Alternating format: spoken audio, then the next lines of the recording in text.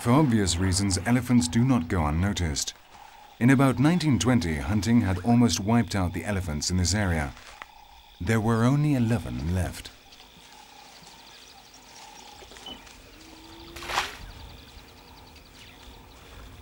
Once again, the alarm was raised in time, and the government created the Parte National Park to avoid the extinction of the last big group.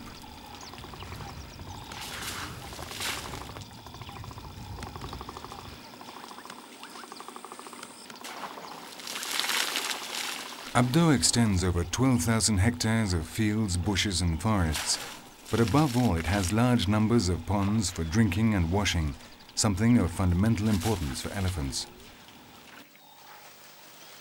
To avoid any undesired encounters, the park perimeter is totally closed off. The efforts of so many years have paid off. The population level has recovered, and there are now about 200 elephants.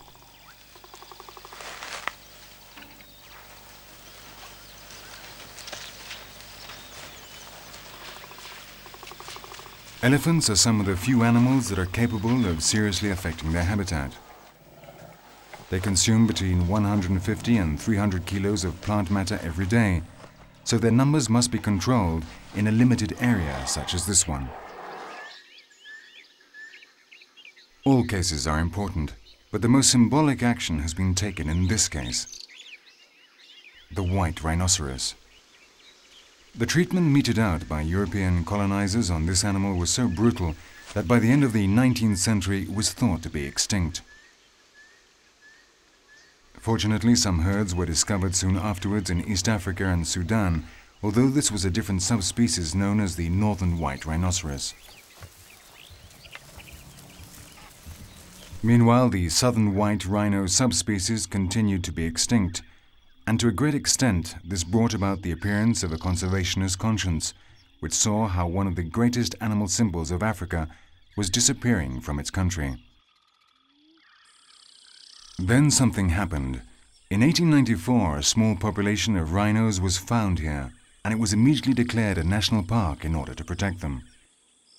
Today, the Hluluwe Umfolozi National Park is home to 84 other species of mammals such as these Burchell zebras, or this other giant, the great kudu. This is an antelope of over 300 kilos in weight, whose spiral-shaped antlers are almost 2 meters long, and brought it to the verge of extinction too.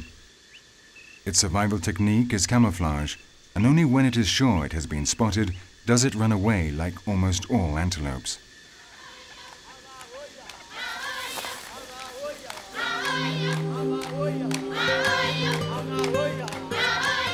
The Umfolozi Park covers 96,000 hectares of the northern part of Zululand and is the oldest park in South Africa.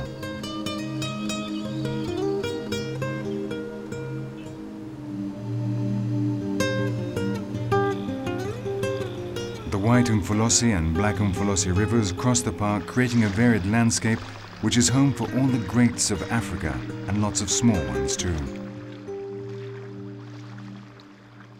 This is a hammerhead bird, and this is a reptile which is too big for it. Better to stick with a juicy but harmless amphibian.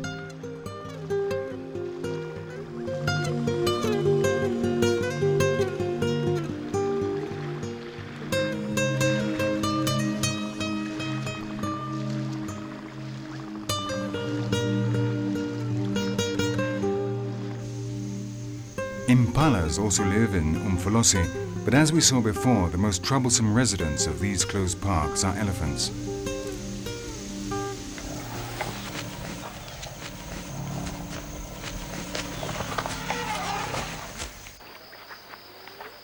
They live in large family units made up of adult females, which are normally sisters, and all of their children.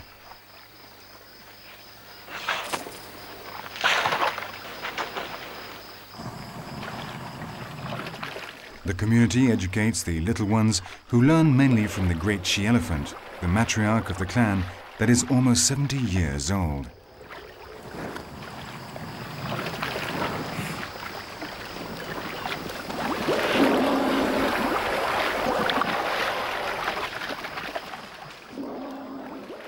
Newborn innocents share the herd with the older brothers and sisters until, if they are males, they leave the family at 10 or 15 years old, drawn away by the passions of sex.